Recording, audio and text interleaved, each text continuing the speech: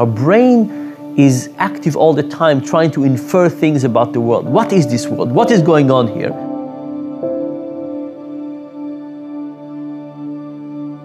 And it's using relevant cues, but also irrelevant cues. And once it gets these cues, it uses them to interpret the world.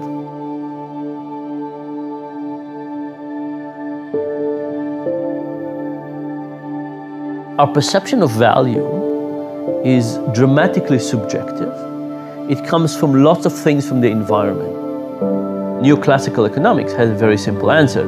Something's value is whatever people are willing to pay for it. But the deeper question of what value is much more complex. One of the experiments we did on purchases was to sell people coffee. We had the regular condiments, milk and sugar and cream and so on. But we also had these 6 condiments that nobody ever uses. Lemon peel and cardamom and stuff like that. And sometimes we put these condiments in a beautiful metal and glass containers with a little spoon and so on. And sometimes they were in styrofoam cups, kind of torn. We wrote it in a felty pen, really ugly.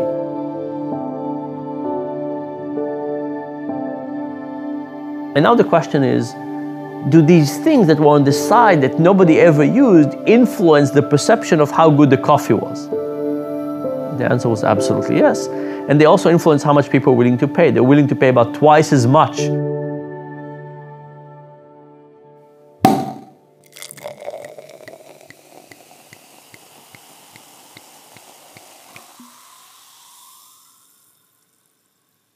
I have a friend who's an expert in wine. We continuously have this discussion about what's the right way to figure out the value of wine.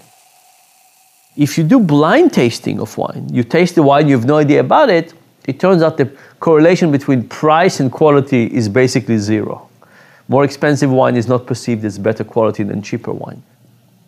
When you know the price, now it does have a positive correlation because your expectation that this wine is going to get better actually changes the way you experience it and therefore change the value.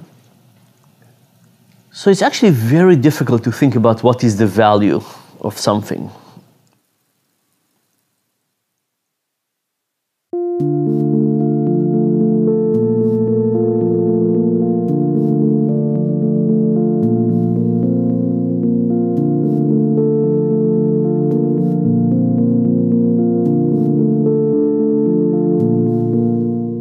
We fight a lot about the role of profit and its primacy in business.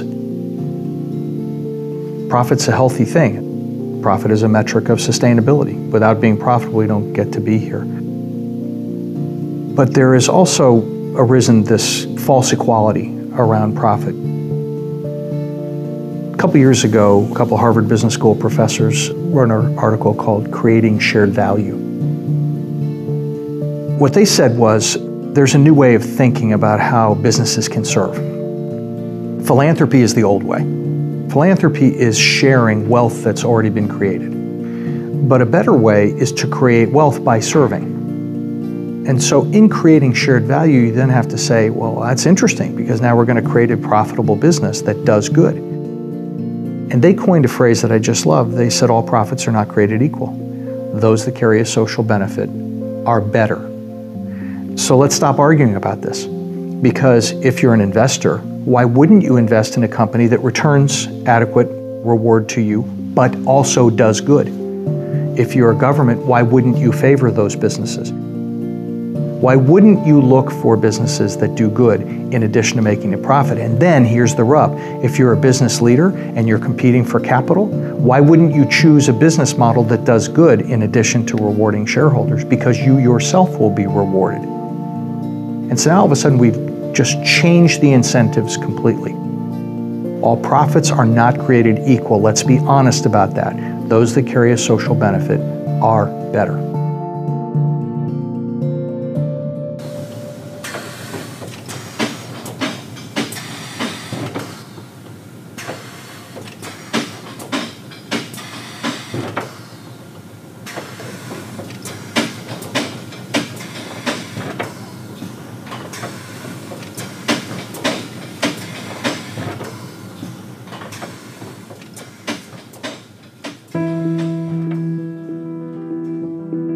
NAFTA was the wake-up call. NAFTA was the epiphany. NAFTA not only destroyed my personal life, destroyed my business. I was making a six-figure salary. I was driving a BMW. I had a nice home. I had a great wife. I had lived a country club membership. I played golf on weekends. It just destroyed everything that they told us, you know, in business school, everything that I felt like I was on the path to do, the people I was associated, the direction I was going. You know, I was a pretty hardcore Republican in those days. I was living, you know, I was in this kind of that matrix. I was living in this world that, hey, it all seemed great. And NAFTA was that kind of breaking point. Maybe this path's not the path I need to be on.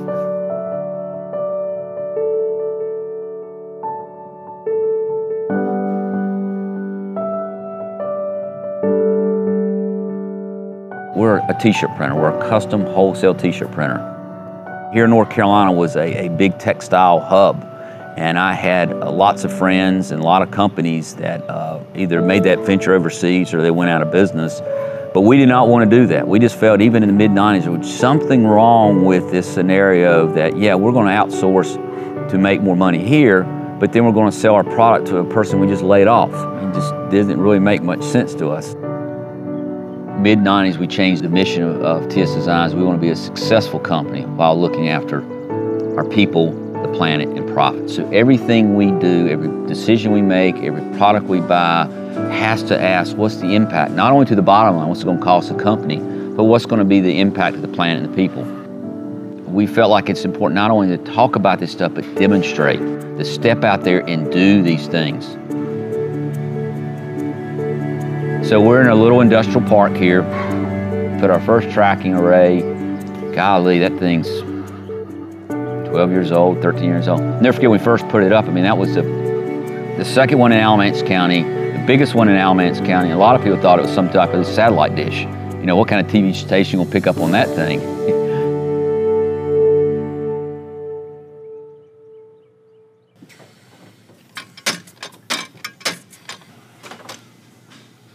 I like to describe sustainability being a journey, not a destination. And I'll be on that journey to the day I die. We got wind, and we got solar, and we got biofuels, and we got chickens, and we got gardens, and we got bees. People say, how in the heck can you do that as a small business owner? What I've come to find out is once people realize that you have a care for a business beyond just maximizing your personal bottom line, then they'll want to support you. But a lot of times people, you're trying to extract information to benefit yourself. Once people realize you're trying to do something beyond just yourself, they want to help. That's one thing that we really lost focus on the last 20 or 30 years. We want to kind of pick out one piece and really maximize the efficiency of it, but we don't realize the impact that we're having to other parts of the system. So it's reconnecting those dots. And that's exactly what we're trying to do at TS Designs, is be an example of a business that wants to reconnect and be a part of this local living system that we deal in. We got an early wake-up call. You know, we could have fought and resisted to not go that direction, but NAFTA allowed us to make that transition. So we've been on this journey a lot longer than most people have.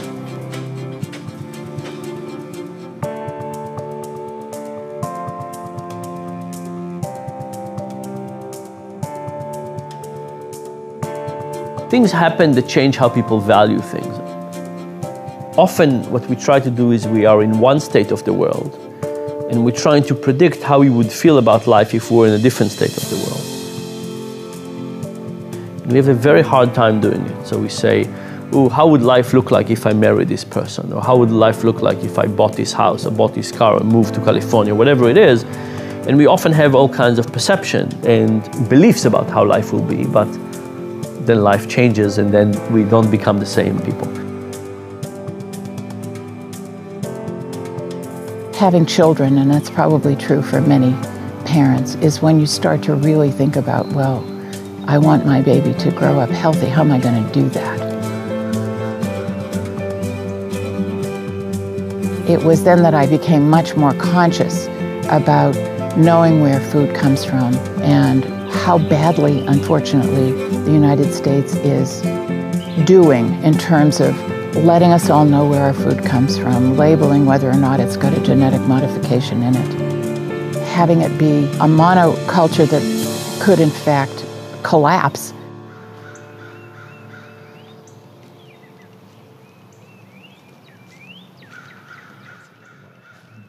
So it's still cool season here in Asheville, and a good time to plant beets and chard. This is Chioggia beet, which is a wonderful heirloom seed.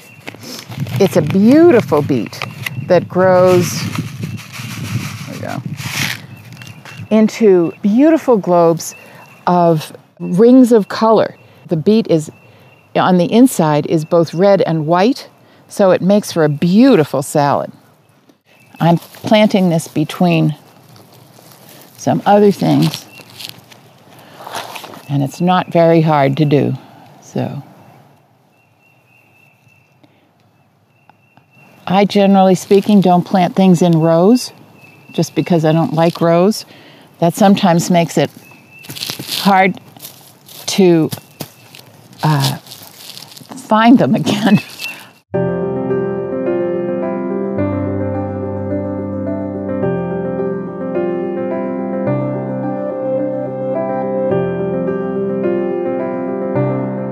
When I started the company, I wanted to essentially, in a small way, create the world I wanted to live in.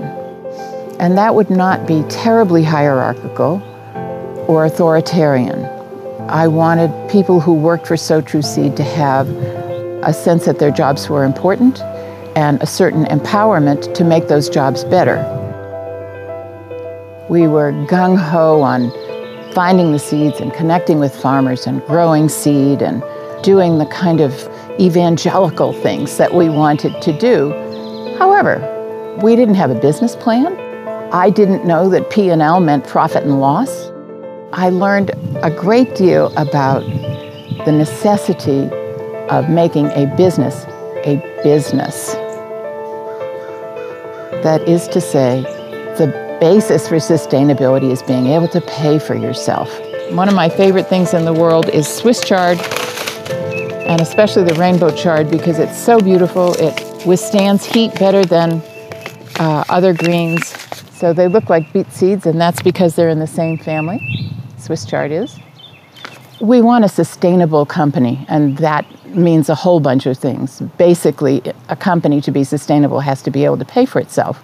But also, we want to be able to sustain ourselves and the community. The way we nourish that is to be part of the community. We try to buy everything that we need locally. We have a community program, for instance, where you can come in and exchange seed for working. We have wonderful educational programs so people can come in and learn how to plant their seeds. We donate leftover seeds to local community gardens, to schools. The result is that we are loved. And it's very, very heartening, not just to me, because it doesn't just extend to me, it's for all of us, that we're a part of the community. We're sustainable by virtue of making enough money to cover our costs, and by employing people and being part of this community. It's very, very, I don't know how to express the kind of value you get from that.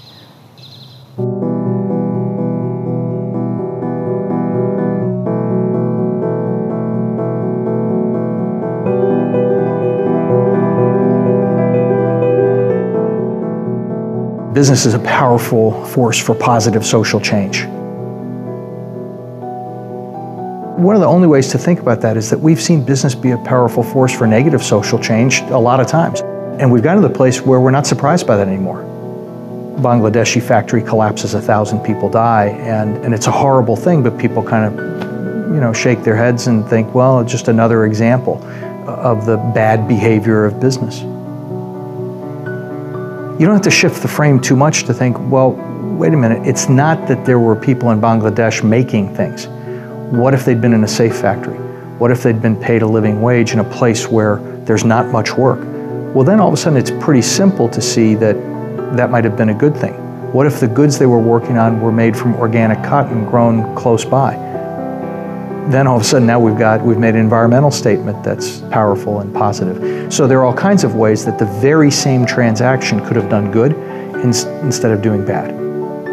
We think about this in ways that today seem like the exception, and they seem fringe, right? So the biofuel industry makes all the sense in the world, but it seems a little bit like it's not something that we run into every day. And so that's, to me, the bigger challenge for business is not to have people begin to even anymore conceive that business can be a force for positive social change. It is to say, how do we scale the change?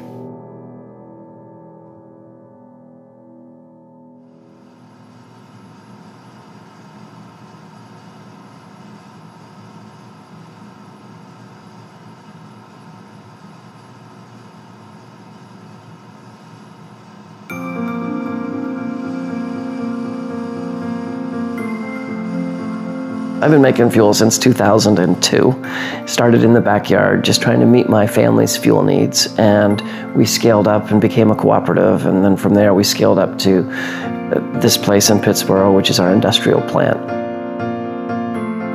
Our story is one of trying to scale up. We've been permanently out of fuel.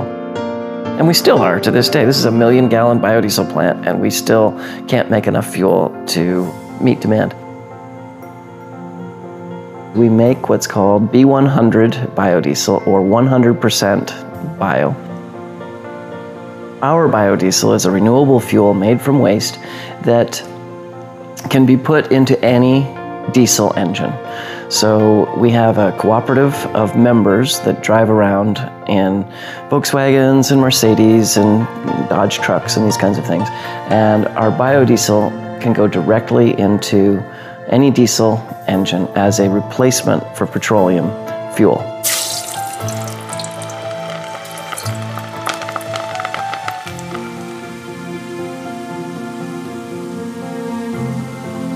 We collect used and waste fats, oils, and greases from within around 50 miles of our plant.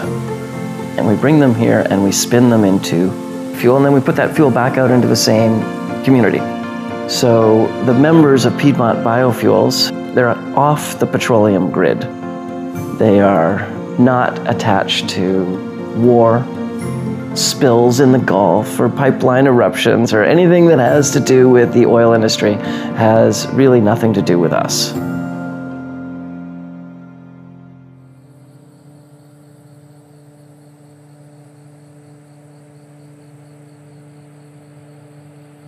We are an RSB accredited facility. That is the Roundtable on Sustainable Biofuels. That's out of Switzerland. And that is a fiendishly complex accreditation that essentially measures the sustainability value of our fuel. We're the only biodiesel producer in the United States to have that accreditation. And that's important because not all biofuels are created equal, and biofuels are not without sin. When we started this, we'd show up in, at a fast food restaurant and say, hey, can we have the grease out of your dumpster? And I think that people just thought we were quirky. As time wore on and people started realizing that, maybe there was something to climate change and maybe we did have a problem with petroleum, there was a moment there when biofuels were going to save the world, and they became very big, and it was crazy. We became rock stars. We were sort of heroes in the biodiesel movement. Along came I guess it was the summer of 2008, world commodity prices went to an all-time high, when Bear Stearns died, and the world changed. But what happened there was biofuels became evil. That's when we were on the front cover of Time magazine as the greatest hoax ever perpetrated against the American people. And that's when the United Nations came out and said anyone making biofuels should be charged with crimes against humanity.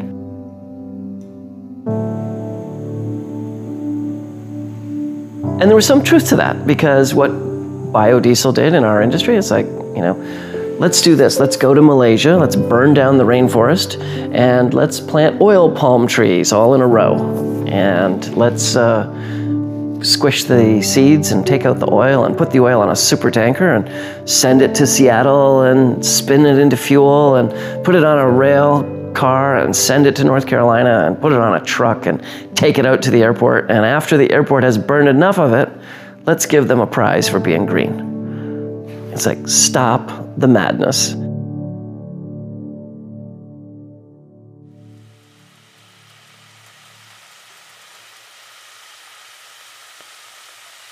It's critically important to us that our feedstocks, what we use to make product, come from the local area. That if you're going to make a sustainable biofuel, that's rather important.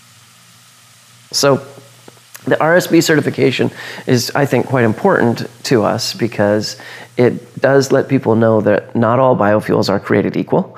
That's true of quality and also how they're made and from what they come from. You know, we wouldn't use palm oil. That's not what we're about.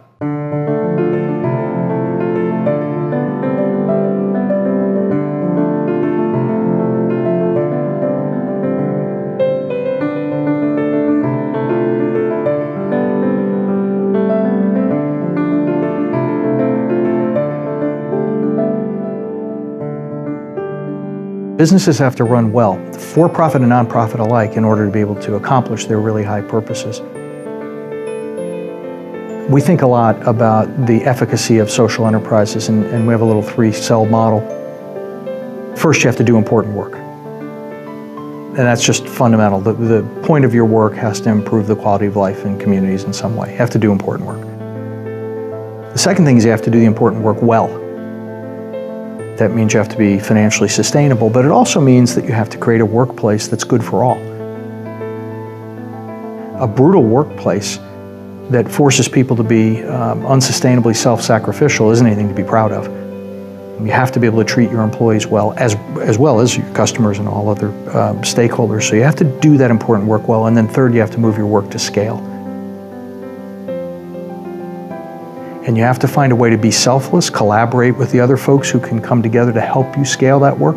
And often, for-profit and non-profit alike, we're not great at that kind of ego-free collaboration. So do important work, do the important work well, move it to scale.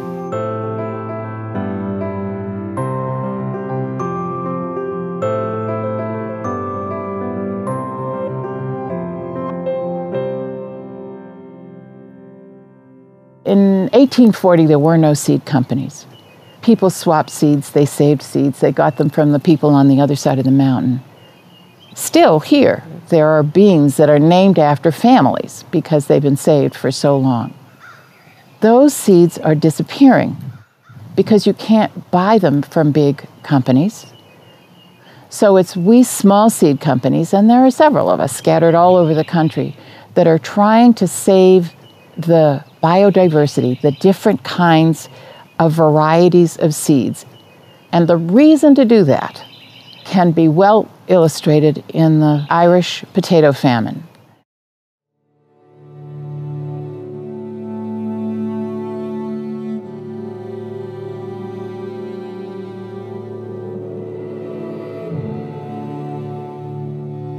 Potatoes come from Peru and Ecuador, and there are hundreds of kinds of them.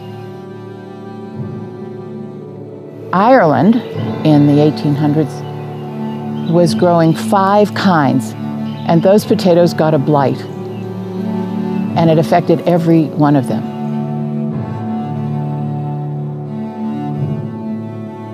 If they had been growing 25 or 30 kinds of potatoes, chances are pretty good that 1 or 2 or 3 of those potatoes would have been blight resistant. But they weren't, and millions of people, as I recall, starved because of the lack of biodiversity.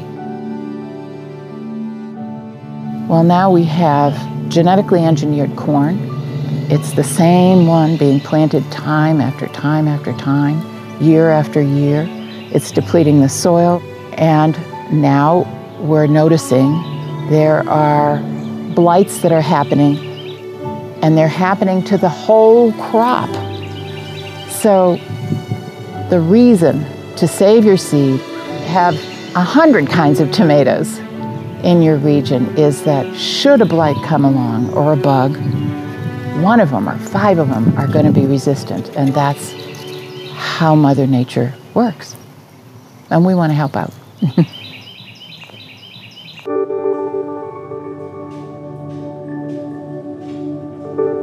What the apparel industry has done since the mid-90s is they've run around the world utilizing cheap energy, chasing cheap labor. But even the business schools, the Chamber of Commerce, the Department of Commerce, all the economic folks says your labor is your most expensive cost of doing business in apparel manufacturing, so you need to outsource it. Fast forward today, see what that's gotten us. Devastated local economies, very high unemployment. Our employees are by far our most valuable asset. We have taken major hits at TS Designs, not only personally, financially, what we've tied up and had to give up, but we've always maintained retirement benefits. We've always maintained health benefits. Then what we did behind us represents our whole garden system. So all the produce that comes out of the garden, all the eggs that come from our chickens go back to our employees to make them healthier, so they basically are more productive. They're going to be less likely to be sick. We changed our company policy. Every employee that works at TS Designs, if there is work needed to be done in the garden, we pay them to work in the garden.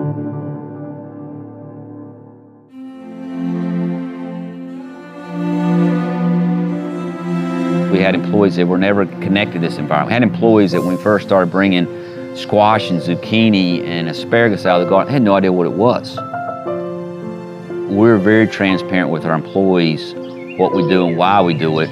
Some of them get aboard immediately. Some take time. As long as they're supporting what we do at TS Designs, we produce high quality, sustainable t-shirts, then as long as they're meeting that job, that's what they're mostly valued on. But over time, they're understanding the value of what we've done here with the garden. I like to describe what we do as, you know, this is something we're passionate, but it's not a religion I'm going to jam down your throat. We have no employees that smoke. We have no employees that are overweight. Not because we have some rule or mandate that says you can't be fat and you can't smoke. It's just this environment that we started to create around them. It's a system. We're all connected together. Our employees having access to local healthy food is just as important to us as producing sustainable t-shirts.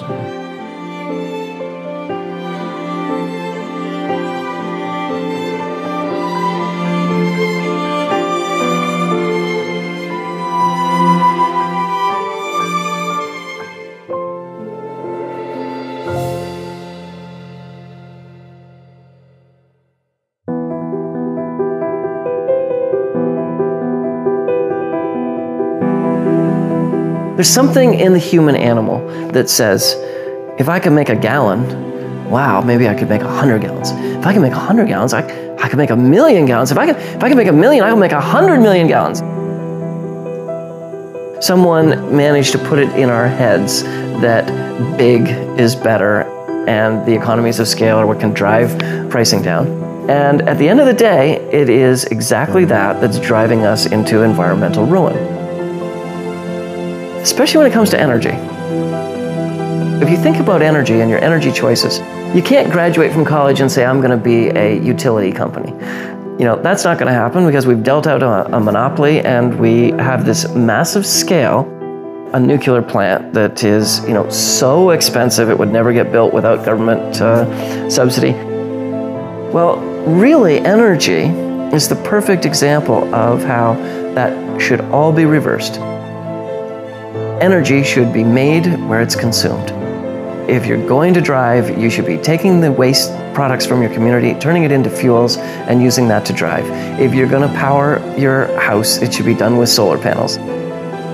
We should be moving to a distributed generation model of all of our energy consumption. That's what sustainability will look like in the future. It won't be an oppressive top-down infrastructure that you really have no role in. You know, you can turn off the lights when you're not using them, but you can't really go into the utility business very easily. In the future, that absolutely will change. So the next 100 million gallons of biodiesel should not come from a 100 million gallon plant in the harbor. The next 100 million gallons should come from 100 little Piedmonts. There should be one on the edge of every town. In our case, we're using cooking oil. If you have another community that's, you know, has a lot of rotting apples, well, we should be using rotting apples. And, you know, they should power themselves from the waste streams that are, you know, biospecific in their bioregion. The sustainability movement, you know, are we just a bunch of dirty hippies with exhaust that smells funny? Our exhaust tends to smell like French fries. The reality is, of course, there's technology involved, there's invention involved. And actually, if you're going to get at that conservation resource, you're not going to do it by rubbing sticks together to start the fire. You're going to do it by, say, coming up with an LED light bulb that uses a fraction of the electricity but produces the same amount of lumens. That kind of invention and progress is something that you're going to find, I think, at every level of society. So I think the future of biodiesel will come from deeper in the waste stream. And the way you drill deeper into the waste stream is through the technology. Today you might say, oh, I can't touch that stuff. But tomorrow you'll say, this will make a fine fuel. In all things, there's probably a constant need for improvement. Certainly true of the biodiesel space. It's true in the sustainability movement in general. It's true even if you look at our corporate structures. There's obviously vast room for improvement there. There's a screaming need for integrity, authenticity, and transparency. Think about something like trust, which is incredibly important in society. Imagine for a second how it would feel like to live in a society with no trust. You would have to lock your car and your house and not have a bank account and all kinds of things. It would be really, really tough. Nevertheless, it is not clear that we have a good trade-off between what we're willing to pay for something and trust. What we often find is that some things come into play in what we call sacred values. So as long as we have sacred values, we put tremendous value on things like trust and social and public good. But the moment they come into the market relationship and we have regular trade-offs with them, I think their value is going to be really vastly diminished, because all of those things on a per moment transaction are worthwhile giving up. Trust, I want in principle, but right now if you gave me a lot of money, maybe it's worthwhile to sacrificing. Pollution, I want the world to be clean, but right now if you gave me something, maybe I would sacrifice it. So I think that's why we have these sacred values and things we're not willing to trade off, because as human beings, every time we start trading off these values, we might think short term and sacrifice them too much.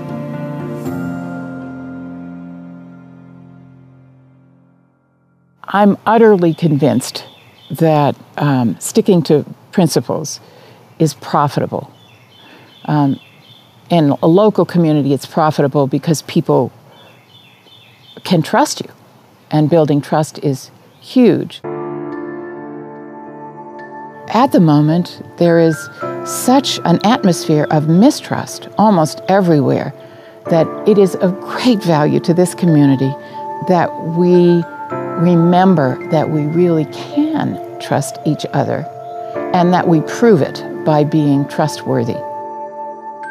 And I think it's terribly important for a business in a community like this or anywhere to make sure that they're really upfront with their customers. And if you lose some customers that way, that's too bad. But in truth, most people want to be able to trust. I can tell you, for example, a couple of years ago, we sold garlic. This garlic had a blight on it, and we didn't find out until after we'd shipped it.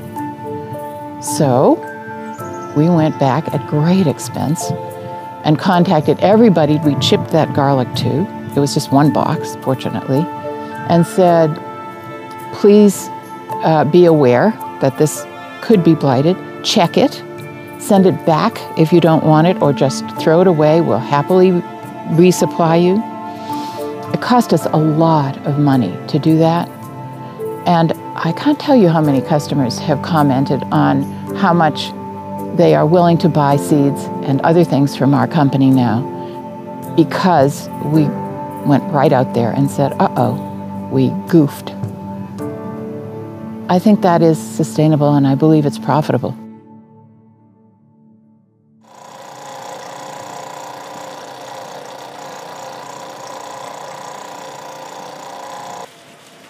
If you make yourself transparent, it just builds an unbelievable trust factor. If there is a question I can't answer, or the thing that you want to know, we will find that answer. There's no secrets. 5 years ago, we launched what we call the supply chain cotton of the Carolinas. And that has really been our focus. We've seen our biggest growth, our biggest interest.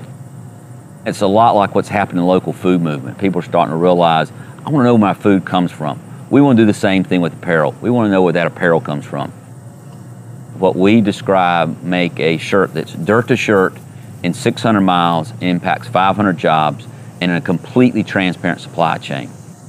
As I said, when you get a Cotton of Carolinas t-shirt, now we have a style number that you drop into a website that brings you to a Google map, and that when that Google map pops up, you get not only a picture, a phone number, a physical address, an email of everybody involved in the supply chain: the farmer, the ginner, the spinner, the knitter, the finisher, the cut and sew, and then us, the print and dye. We make our supply chain completely transparent. Now, what they'll tell you in business school, you just basically told somebody how to compete with you. And what we like to say, we feel there's more benefit in being transparent compared to, yes, there's people that can see that information, and if they have enough money and they're foolish enough, they can be in the t-shirt business too.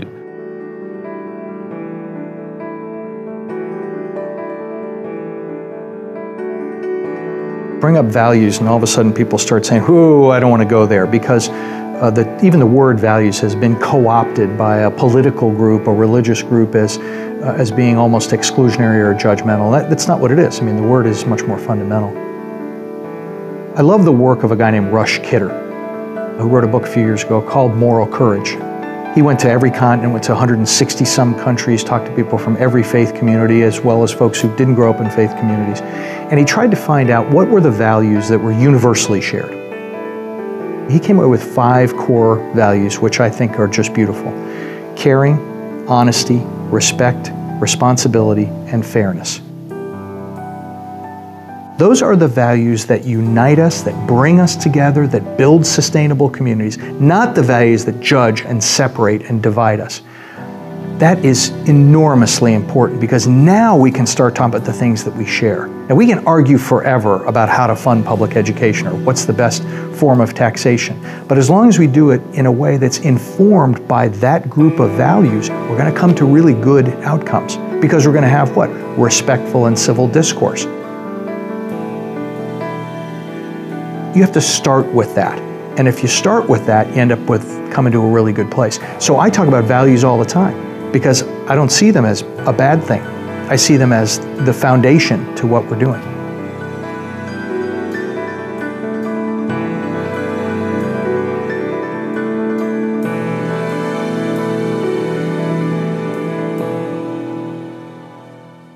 Our company is a social enterprise. We started the company to stop kids from being hurt, principally from being sexually abused or from drowning. That's kind of the reason the company exists.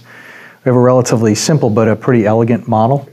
We use the platform of insurance to gather a tremendous amount of data about how kids get hurt. We aggregate that data and then share that with our customers in such a way that they'll change their business practices to minimize the chance that something bad will happen. That has the benefit of keeping kids safe and healthy and driving down the cost of insurance over time. So we're nominally an insurance provider, but we're mostly about changing behavior and keeping kids safe. It's really important to understand that when we founded the company, we literally have a business model that was written on the back of a cocktail napkin. It says right at the top, says serve others. That's why the company exists. We didn't start the company to make money. We asked ourselves, do we matter? Does our company matter? In other words, if we dry up and go away tomorrow, somebody else will provide insurance to our customers. So we have to matter for a completely different set of reasons. We have to matter because we will help our customers keep kids safe. Interestingly though, top of the pyramid says serve others. Right beneath that, it says make a profit. And we're not apologetic about that. If we can't adequately monetize the work we do, we can't be here to serve others. So for us, profit is simply a metric of sustainability. That's all. And I would argue that that should be true for any purpose-driven business, whether it's for profit or not for profit. Now everybody goes, whoa, I'm not for profit, I can't have profit on there. That's wrong. They might call it a fund balance or a reserve or a surplus or whatever, but non-profit, for-profit doesn't make any difference. You have to be financially sustainable. But interestingly, because we exist for a higher purpose, we are much more mission-aligned with our customers. And by being mission-aligned, when they do business with us, they recognize they're not just buying insurance. There is a competitive differentiation. If you talk to all of our customers, they'd say, no, I recognize I can get insurance someplace else. I choose Redwoods. We're going to be an operating partner with them. And so at the end of the day, quite frankly, customers tend to pay a little bit more for our products and services, which makes us a little bit more sustainable.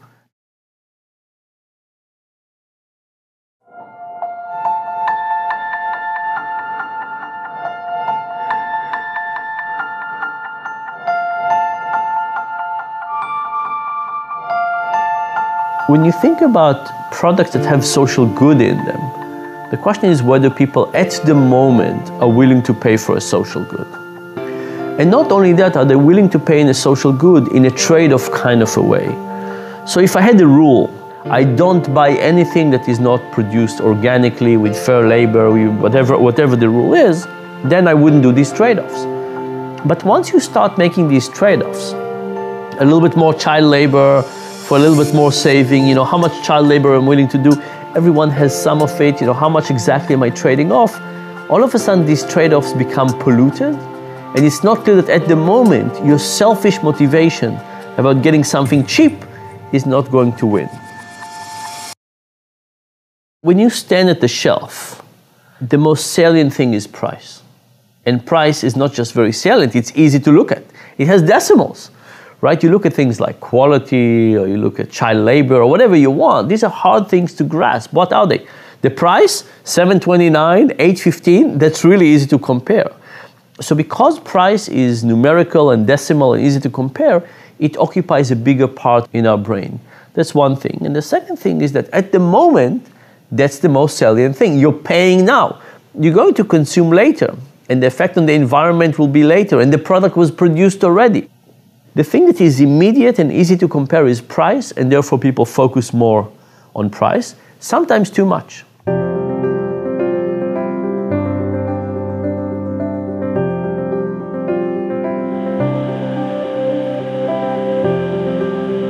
Yes, our t-shirts cost more because where they're made and how they're made. But there are people, again, back to food, understand there's a value beyond price. What's the social impact and what's the environmental impact? When you buy that apparel product in Bangladesh, yeah, the price itself is cheaper, but really what's the total impact of what you're doing there? What's the real cost of cheap? We're in a commodity business. We're in a business that, unfortunately, are valued on price. I'll compete with anybody in the world and bring price to the table, but also bring social impact, environmental impact, and then let's talk. But if you're going to come to the table and only look at for price, we're going to have a short conversation. I don't have conversation with the big box stores. I mean, they might put solar panels on a building and stuff like that, but they have totally destroyed the apparel industry and the apparel market, because what have they done? They have built a model on cheap, unsustainable transportation and labor. So when they come back to the U.S. and want to source, their apparel here, well, first of all, their margins won't support it. They're not going to, I don't think, greatly raise their prices. They're not going to reduce their margins. They're looking for people like us to make it up. And there's no way, when I'm talking about Bangladesh at 55 cents an hour, I mean, our average labor cost, so that's 500 people in North Carolina, is probably $15 an hour. The gap is so great You know, we have just totally screwed up and destroyed the apparel system. So it's that back to that re-education, buy better, buy less, buy local. In a very general way, we are focusing on the short term rather than long term. And sometimes we call it a present focus bias, that we just focus on now. And you can see it everywhere, right? You could say healthcare, you know, good long term, short term donuts are really fun. Now with purchasing, that actually becomes a step more difficult, because if you think about it, when you go to a grocery store, let's say, or to a shopping mall, that shopping mall is defining the environment that you're in, and the environment has a large effect on your behavior. You might think that you decide what to do, but the environment actually has a big effect. And when you go into a shopping environment, you're basically in their mercy. They decide what kind of pieces of food to let you taste and what kind of promotions to expose you to. All the motivation of the commercial environment around us is to get us to do things that are good for them in the short run. They want our time, money, attention right now. So, you know, I'm not very optimistic that we can educate people about the importance of child labor, fair trade. And unless we get it to be something that like taboo trade-off, that we're going to get people to reconsider it and therefore be willing to pay at the pump or at the grocery store. You know, if you think about fuel, for example, we do have more clean fuel than less clean fuel. And if you had a one-time decision, like which car do you want to buy, one that goes on clean fuel or non-clean fuel, maybe people would say, you know, let me make this commitment. It's also a public statement. Other people can say what car I'm driving and so on. But if you drive to the pump and you can choose cheap or expensive, bad for the environment or good for the environment, I think that way too often we would focus on the short term, on money, and on being selfish.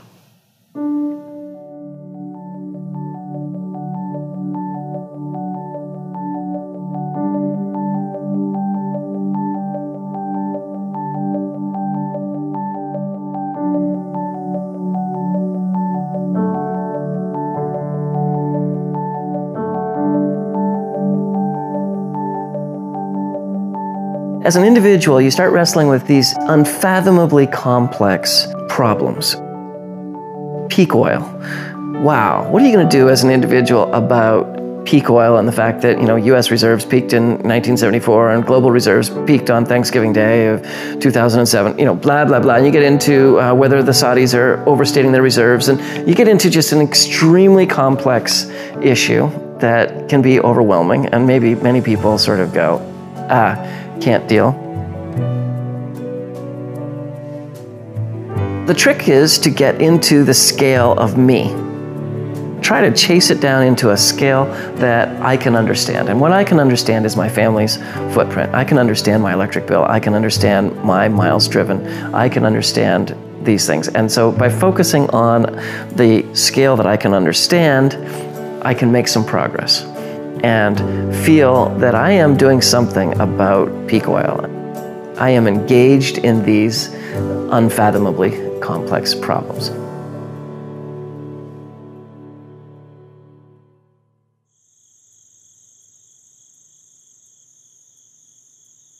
When I started making my own fuel in the backyard, I slipped into this pathology of I'm never going to go to a gas station again.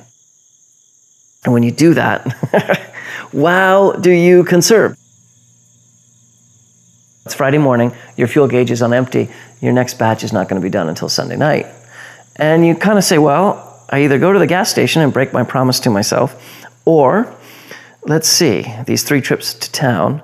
My wife's already in town, maybe she can pick that up for me.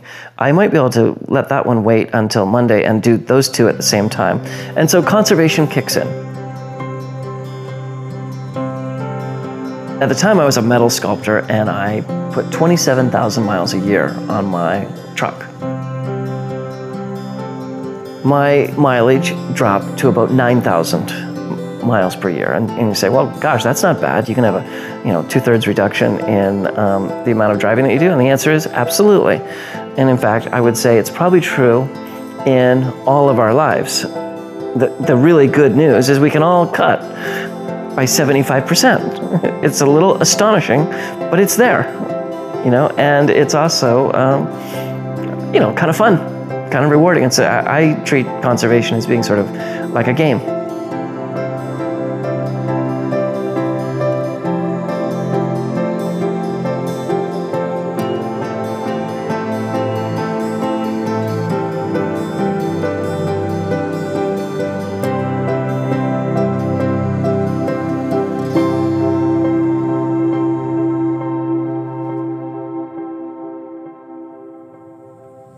One thing when I go to and have a meeting, I'll usually ask the question, can you tell me without looking the country of origin shirt you're wearing today? I've probably asked that question 150 times. I've got probably less than 10 answers. The problem we've got today is most people are not aware of what they're doing. So every day they'll pull that wallet out of their pocket and they'll make that purchase of coffee, gas, apparel, whatever. And sometimes you make a bad decision because of the environment you're in. That's okay. The example I love to give people, it's right down the road here, is a fast food restaurant. And there's probably maybe once or twice a month that I'll end up there. And the reason I end up there is I'm stuck between two meetings, and I realize if I don't get some food in my system, I'm gonna have a hellacious headache, and then I'm gonna be not as productive that I need to be the rest of the day. But I realize when I go in there and buy that food, I'm not helping myself, I'm not helping the local economy. I sympathize for the chicken I'm getting ready to eat because they don't have the quality these chickens over here have. But at least I'm aware of what I'm doing here. But by you making a decision, by not being aware of the impact you have, that's the problem. That's what we gotta fix. And if we can just get people to start to be aware, we will greatly accelerate down this path and make our communities a lot better place. But the problem is we get so caught up in, we don't have time, or we depend on information given back to us. You know, this product here is $1 compared to $2. Well, that's got to be a better deal, and I'll buy it. There's things happening globally: climate change, peak oil, 9 billion people on the planet, access to cheap resources. That's not going to go away. Everybody thinks we're going to grow ourselves out of the economy. Well, those 4 things I just told you are not going to just allow us to grow it out of the economy. The way we're going to make it a better place for everybody, we all got to participate. The more you extract from the community, the bigger house, the bigger car, whatever, basically just pushes somebody else down. I'll never forget when we first started our business, I mean, success was determined by a country club membership and driving a Mercedes-Benz. What was portrayed as successful and the path to be on is really not going to work.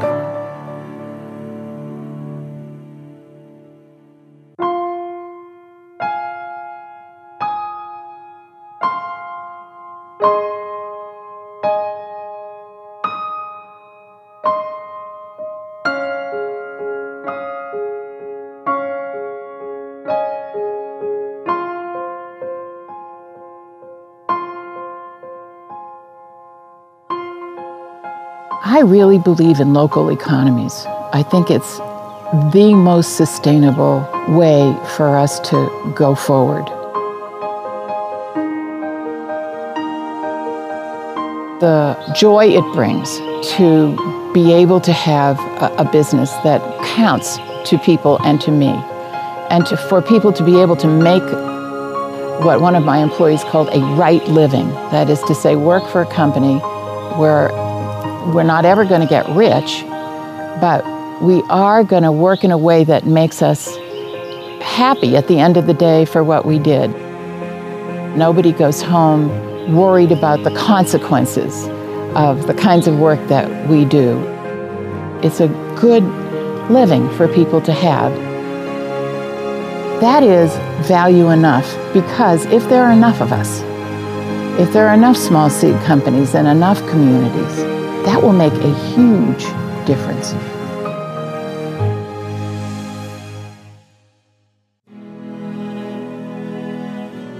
The role of business in society today not only can be different, but must be.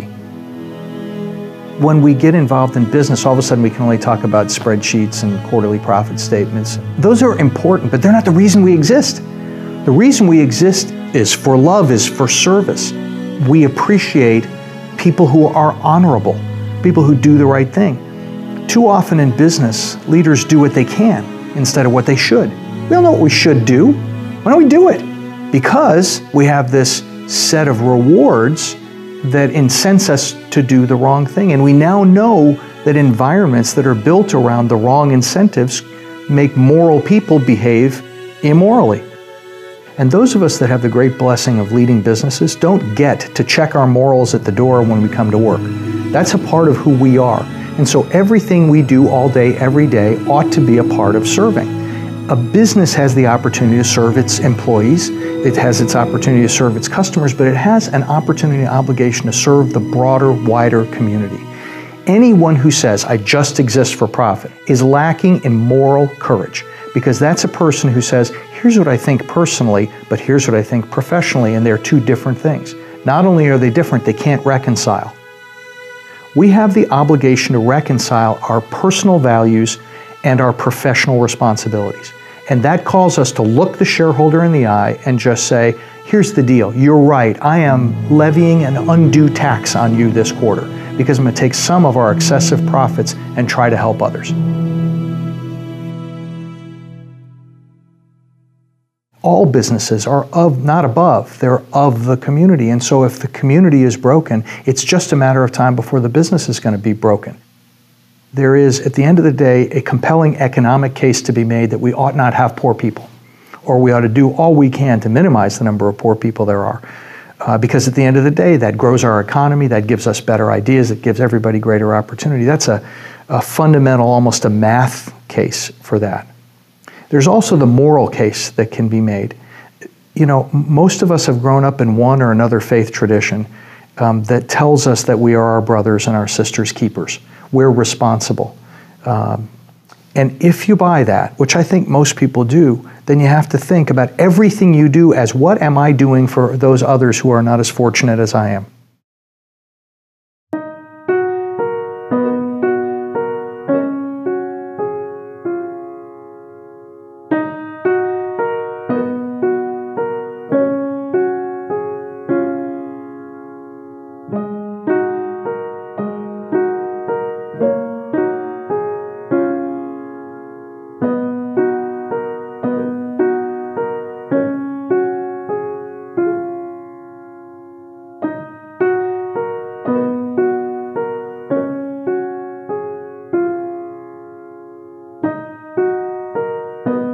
The people that think that everything is a market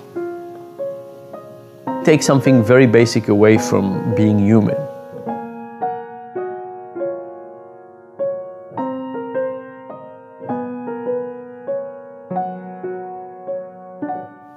Imagine I asked you for something simple like, would you help me change a tire on my car?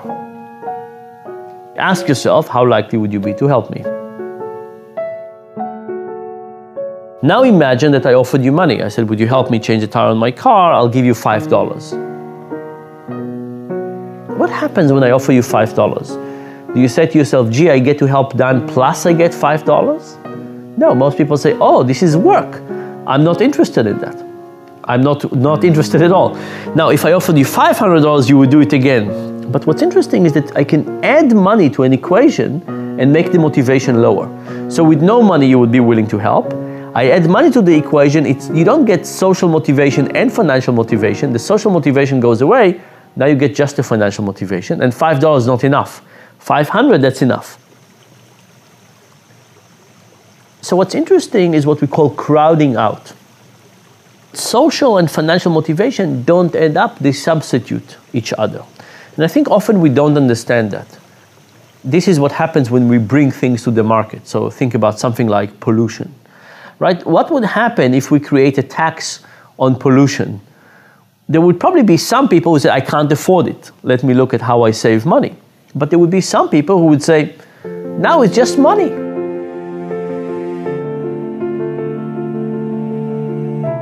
When we moved to Durham, we bought a relatively old house. And we decided to insulate the attic and change the air conditioning system and so on. And the contractor that came was shocked. He said, we will never recuperate this amount of money because we're going to spend so much money insulating the attic and electricity is so cheap, it's not going to be ever effective. And of course, financially, he was right, but we did not make a financial decision. We were saying, this is what we think good people do. We try to save the environment. We try to insulate the attic. We're doing all of these things that are not about economic efficiency. But if all of a sudden the computation was different, and it says it's not part of the social obligation of how we think about the world and our kids and so on, it's just a financial thing. Would you prefer to pay this amount or that amount? All of a sudden, we would have probably thought about it differently and said, okay, we'll just pay the tax for this and let's not think about it.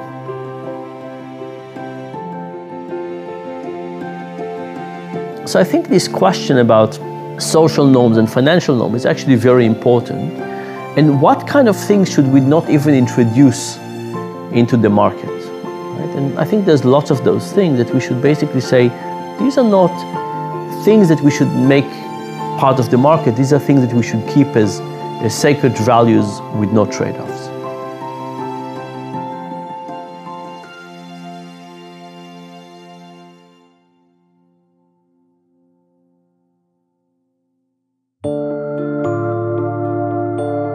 My dad, who's coming to visit shortly, he's like 84-year-old veteran of World War II. My kids can climb onto his lap and he can tell them war stories all afternoon. The question is, if I make it to having grandkids that pile onto my lap, what am I going to tell them that I did in the war on climate change? Do I want to say, oh, we didn't try that because we didn't think it would work? Do I want to say, oh, you know what, we thought that would be too expensive?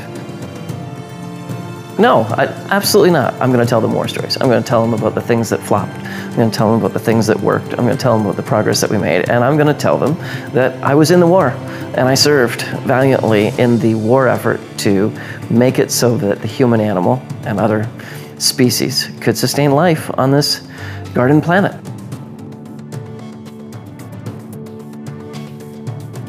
At my age, you do start to think about legacy. I have children and grandchildren, and they're the most important legacy.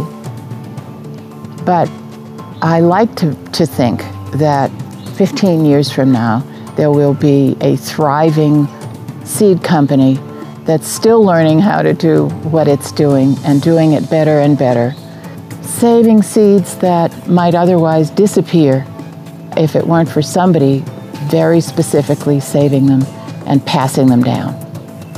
And that will be my legacy.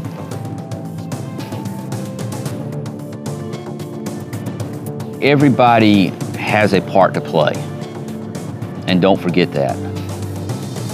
No matter how small the part is, it's the pieces that make the community.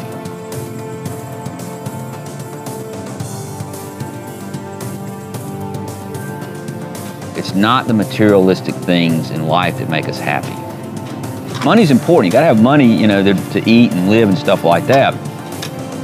But he just comes out, it's not the only thing. Money doesn't give you the passion, give you the heart. And it doesn't connect you to your friends and community. And there's more to life and business and community than money.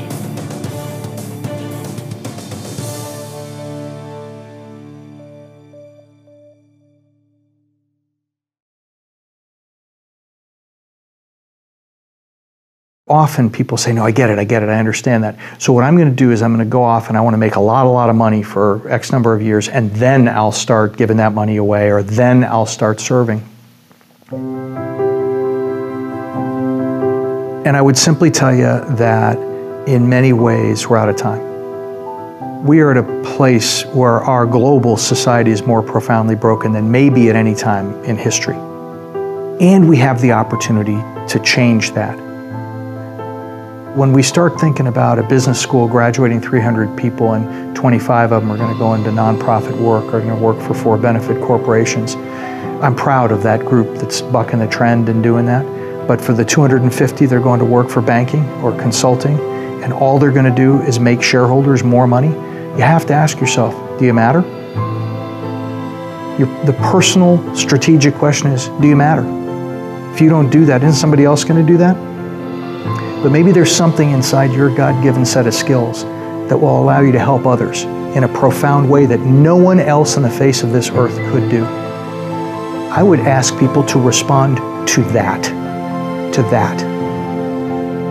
I don't miss a lot of meals. I drive a nice car. I'm not asking people to live a Spartan existence. What I'm asking people to do is open their eyes and understand the broad global context in which we exist today. We're profoundly fortunate, and there are an awful lot of people depending on what we do in the next day, week, month, year in our careers. It's time. Serve.